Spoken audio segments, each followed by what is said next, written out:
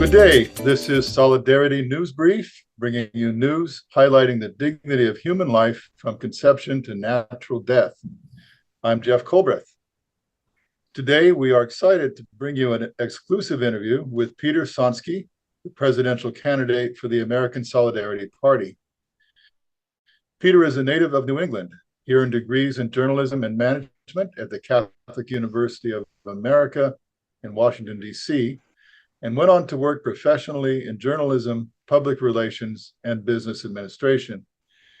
He served as Director of Communications for the Basilica of the National Shrine of the Immaculate Conception and Assistant Editor of the National Catholic Register. Peter has more than a dozen years of experience as an elected official, having served on his local city council and board of education. He is the father of 9 adult children and makes his home in the state of Connecticut. Welcome, Peter, and thank you for coming onto our program for this interview. Jeff, it's great to be with you. Thank you for the opportunity. Absolutely. So, you are the American Solidarity Party's candidate for the President of the United States. I've been very impressed to see more publicity for the party and your candidacy this go around. But I think probably most Americans still don't know what the American Solidarity Party is or stands for. So what is the American Solidarity Party?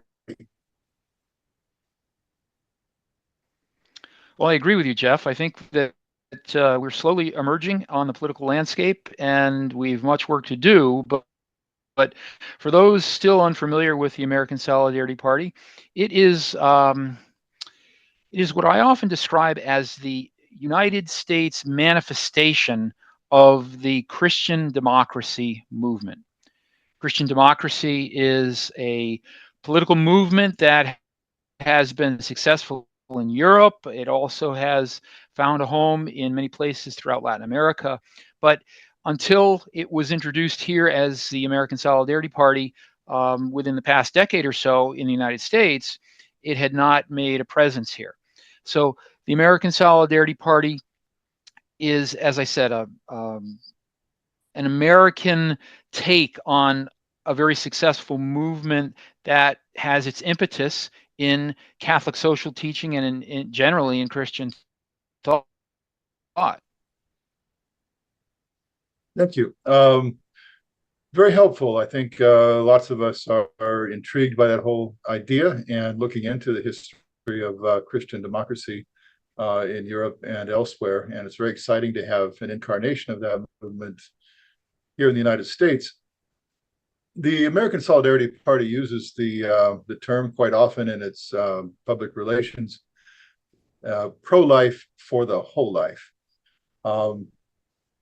And there's a reason for that. So how is this different, being pro-life for the whole life, from what, say, the Republican Party has to offer?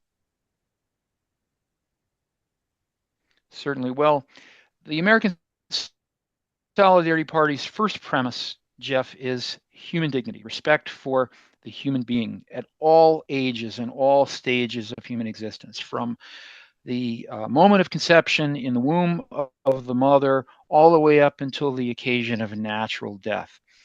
And so we don't think of pro-life merely meaning that we are opposed to abortion. Naturally, we do oppose abortion, but that's not the end all of our pro-life stance. We want to protect and uphold the dignity of human life, as I said, at all stages. We want to be sure that the child is protected in the womb. We want to be sure that the homeless are properly cared for. We have a great predilection for those who are in need and on the margins as a political movement. We care for those that are coming to our borders who are trying to escape problems and difficulties in their own lands. They don't make those transportation efforts unless they really are in need of a safer and more opportunistic setting. We care for those that need basic health care but have no access to it.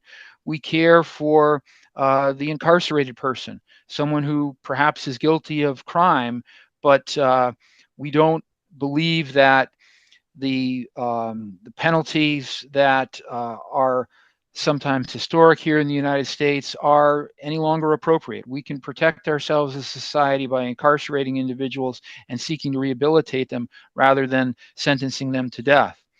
We care for the aged, and we want very much to be mindful and to walk with them as they enter those waning years of their life, and to understand that they have dignity, and even in their suffering, even in their aging, even in the difficulties that might accompany them at those times, we want them to feel as though they have value and that they are not being encouraged to end their lives as a convenience for others. So it's a broad spectrum, Jeff, of how we view life, but in all cases, that is first and foremost in our minds and ambitions. Thank you. Yes, you've touched on a number of subjects that I think get very scant attention in our current political climate. So it's very refreshing to see a candidate and a party highlight these things. Um, so back to you a little bit. Pete Sonski, why did you choose to run for president? Jeff, I was introduced to the American Solidarity Party in 2018. That would be the year of the midterm elections after President Trump was elected in 2016. For many years prior to that, for more than a decade and a half, I had been unaffiliated. When I first registered to vote as an 18-year-old, I registered as a Democrat. I grew up in a very blue household. Mom and dad were both blue collar workers, and that was what I knew. That was what I was exposed to. That is what I respected. But soon after that, Jeff, the Democratic Party went in a decidedly different direction. They had always billed themselves as the party of the little guy, but in the early 1980s, after the Roe v. Wade decision in 1973, they forgot about the little guy in the womb. And I felt that I could no longer, even though I still had many views in common with Democrats, that one was foundational for me. And I couldn't continue to be a member of a party that would forget about the child in the womb. I became first what was termed then a Reagan Democrat and then a Reagan Republican. But after a few years of being a member of the GOP, I felt still not at home. I didn't feel that the Republican Party had the same concerns as I did for so many others in society. I felt that they had more interest in people of affluence and big business. And I didn't feel as though their party was advocating enough for the needs of many that I felt close to. So I left the Republican Party and for many years was politically homeless from the mid 90s until, as I said, 2018. When I discovered the American Solidarity Party, as I've said many times, it fit me like a glove. It seemed like everything that I advocated for, everything that I appreciated that had to do with either the values of the Democrats that were important or perhaps those anti-abortion uh, sentiments that I followed in the Republican Party were there, and they were all harmonized. Like I said shortly ago in your question about pro-life or the whole life, all of these things fit together. If we're upholding human life in a general sense, it makes perfect sense to have all of these positions harmonized. And I think that's what the American Solidarity Party does so well. So, why did I choose to run for president? I chose to run for president because I wanted to advocate for these views.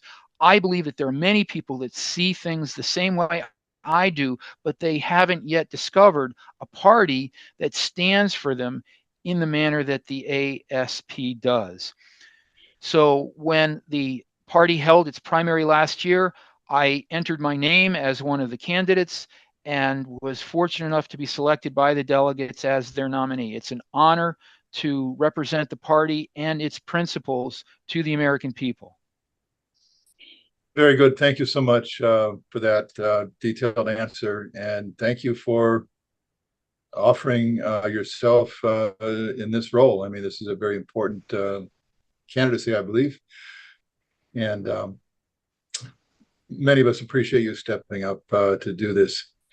So, not to get too focused on the dumpster fire that is our current political scene at the moment, but it does seem to us, to many of us, that on the national level, our two-party political system is fundamentally broken, and many of us are scratching our heads, just wondering how did it come to this? Is there any way out? And I imagine you've given this some thought, and I wonder if you would be inclined to share those with us and your ideas about what might be done to fix this problem systemically. Certainly. Well, I, like everyone else as a political observer, have the same sentiments as you express, the frustrations that we have with the current status, not just in the presidential campaign, but really even in our federal legislature in Congress. It seems that they're constant loggerheads and they make no progress. The two parties are just minimally apart in their percentage of representation. So maybe 52-48, 49-51, whatever it is, it's all very close. And so as a result, there's never opportunity for them to have um, what might be described as a long period of control, but that's what they really seek. They seek the power and the control. And even if, for example, after an election, whether it be a general election, whether it be a midterm election, one or the other party gains the advantage in the House or in the Senate, they just bide their time until the next opportunity that they can wrest control back to themselves. And that's where their ambition is. Their ambition is not reaching across the aisle, as was common in my younger days in politics, where you actually had to dialogue with your opponents and find common ground solutions that would be beneficial for the entire populace. You're looking now exclusively at what's good for me, what's good for my donors, what's good for those who are close to me and my political ideology. And they care, it seems, very little for anyone outside of those circles. We see it too in our presidential race. We have two individuals that are very polarized in their views. I think in the Republican side, former President Trump has almost crafted the Republican Party after his own personality. Think about it. If he is nominated by his convention in the next coming months, it'll be the third time in a row that we have had Donald Trump as the Republican nominee for president. And if indeed Joe Biden is nominated by the Democrats, it'll be his second time following multiple terms previously as vice president. And all through time, these two individuals seem constantly to be at loggerheads. It used to be, Jeff, that in presidential elections, the two parties would try to bend a little bit toward the middle and try to meet those voters who could be persuaded in centrist views to go one way or the other. But now the two parties are more divided and content to stay divided. They push toward those polar extremes and let the people in the middle fall where they will. But they're tearing that middle apart, if you will. What I feel is a great potential for this country, because in other forms of government throughout the world, there are coalitions where there are multiple parties, and there isn't a case where one party holds more than half of the seats, so they don't have complete majority participation or complete majority control.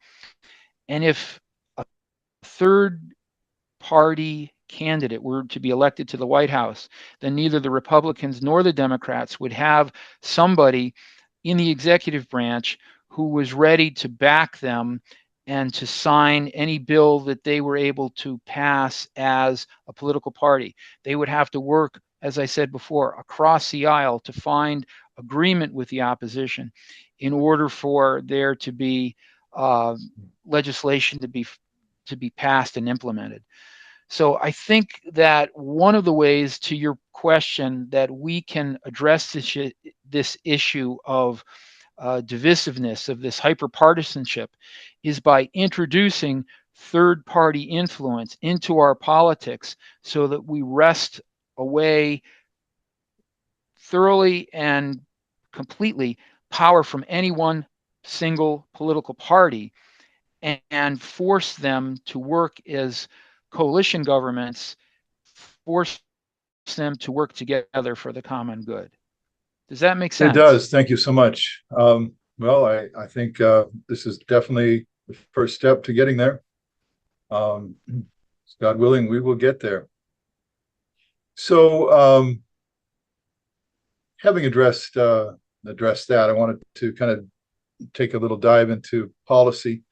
The American Solidarity Party is notable, I think, for advocating for outside the box solutions to all kinds of issues. And on the economic side, the party advocates for something called distributism, or an ownership society. And this is a way of looking at the economy that most Americans, I think, are not accustomed to. They don't have exposure to it, and it's a little bit, perhaps, a little bit of work to wrap their brain around what this all means. So I thought you might talk a little bit about what is distributism. How is this different from capitalism or socialism, or what's on offer today, which is something of a hybrid, I guess. And following that, if you could give maybe one specific example of what a distributist economic policy would look like. Certainly. Well, I acknowledge that the term distributism is an uncommon one, and many people have no basis of understanding. So I'm grateful for the opportunity to address it. The easiest way to begin, Jeff, is to say that the American Solidarity Party stands in many ways for a decentralization. It believes in the fact that there should be control and, more importantly, decisions made as close to the individuals who are affected as possible. So it's a big advocate, for example, local level politics. We have large bureaucracies at both federal and state levels, but so much of what impacts people's lives is conducted at both the county and the municipal level. So what follows, and I don't mean to be going off on a tangent, what follows is that distributism looks at bringing a community type of business environment together.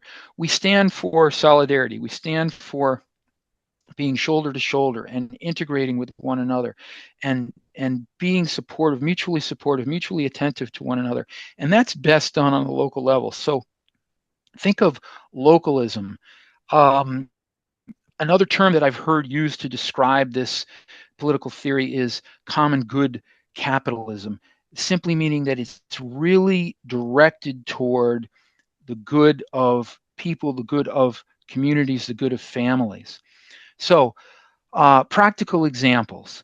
Well, first of all, you asked me about the distinctions between socialism and capitalism. Um, Socialism naturally is uh, a a business entity that is controlled by the public sector, right? Controlled by the state.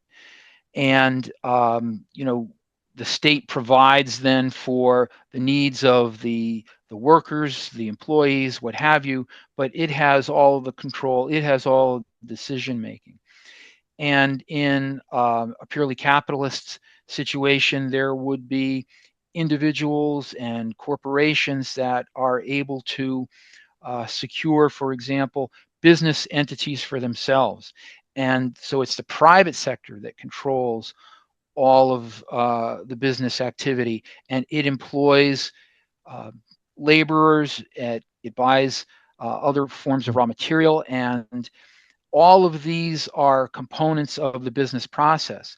But one of the laments that I have is that today, Jeff, especially here in the United States, especially with the size that corporations have grown to, is that the laborer is nothing more than another piece of that raw material.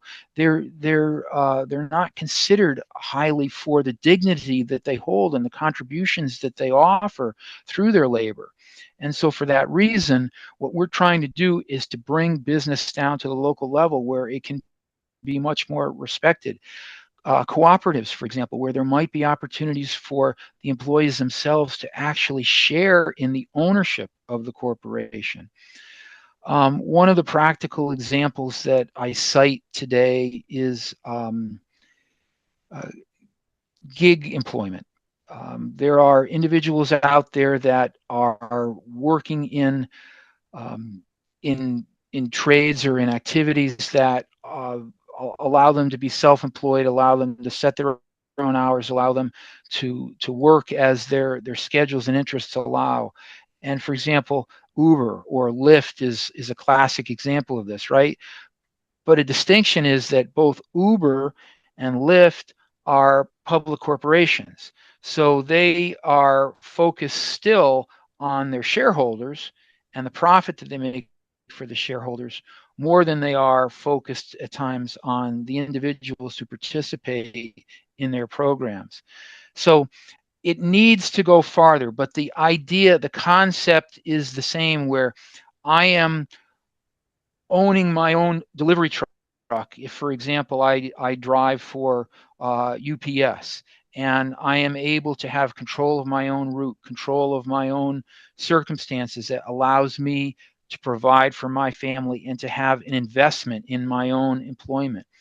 If I am a local business owner, maybe I own a hardware, maybe I own a grocery store, maybe I operate a bowling alley or some other public attraction on a local level. These are the types of opportunities that we encourage: entrepreneurship and also patronage of local initiatives. I'm giving you a very long and rambling answer, but I think the simplest response to your question is we want to drive business to a level where people can be truly participative, truly have an opportunity to make decisions in their own direction and employment, and really be able to provide for their families with dignity and with sufficiency. Thank you, Pete. We're seeing, I think, at least I'm seeing some little lights out there in that department. I know a couple of companies, national companies that are employee owned, and their employees benefit, I think, tremendously by that. Um, it's not pure distributism because, of course, still decisions still have to be made collectively and hierarchically. But I think this is kind of taking off, so it's nice to see that. What I'm not seeing, though, is any trend whatsoever in terms of help or facilitating small businesses, small entrepreneurs, that sort of thing. The trend just seems to be bigger and bigger and bigger all the time. So hopefully we can make some headway And there are in that opportunities, Jeff. I mean, we need to department. find Yeah. incentives in which we can do this, and perhaps even regulations on all levels of government in which we can encourage movement that way. Certainly, our healthcare system, so commonly healthcare is provided by employers. We need to make it more available for people to be able to acquire on their own, so that they have more opportunity to either seek business opportunities of their own, or to work multiple positions where perhaps they don't qualify for one, but the collective income that they get allows them to acquire it on their own. Um, these are and look, there are always going to be exceptions. There are always going to be circumstances that this doesn't fit perfectly. So I'm not suggesting that this is an exclusive approach. I think of pharmaceuticals as a classic example, where research and development has to take place, and it takes large amounts of capital and large amounts of resources to do that. You can't always do things on a local level. You can't manufacture aircraft on a local level. But all that being said, we need to provide more opportunities for individuals to do that type of work. Yeah, definitely. And I've studied this in a little bit of depth. It's a side point here, but if you look at countries like Denmark, for example, or even Canada, whatever the merits of these countries might be otherwise, but they do provide universal health care. And that, as someone who started two small businesses myself and run small businesses, I can tell you that the burden of providing health care for a business is a tremendous obstacle to entrepreneurship and business growth. And so these other countries have higher rates of entrepreneurship because that particular load is, taken off of the backs of entrepreneurs. Anyway, big topic, and thank you so much for going into that a little bit. Another question I think that is on a lot of, well, I don't know if it's on everybody's mind, but I think it's a huge, huge issue. And this is the topic of extended families. We talk a lot about families. The American Solidarity Party is very strong in its desire to support families and family life with social safety nets and every kind of help that can be given. But very little is said about extended families, and it seems to me that an extended family is one of the most important social safety nets historically that there is. I'm talking about grandparents and aunts and uncles and cousins and nieces and nephews. Most Americans today lack the support of close extended families for a variety of reasons. And so the question, I think, in my mind at least, is how can public policy strengthen and incentivize the formation of close extended families in this country? Certainly. Well, through healthcare policy would be one of them. Through housing policy would be another. Um, I acknowledge that we're seeing more and more multi-generational occupancy of dwellings. Sometimes it's just a requirement for people to be able to subsist. If they're paying rent or paying a mortgage, they need multiple sources of income just to make those ends meet, to put food on the table.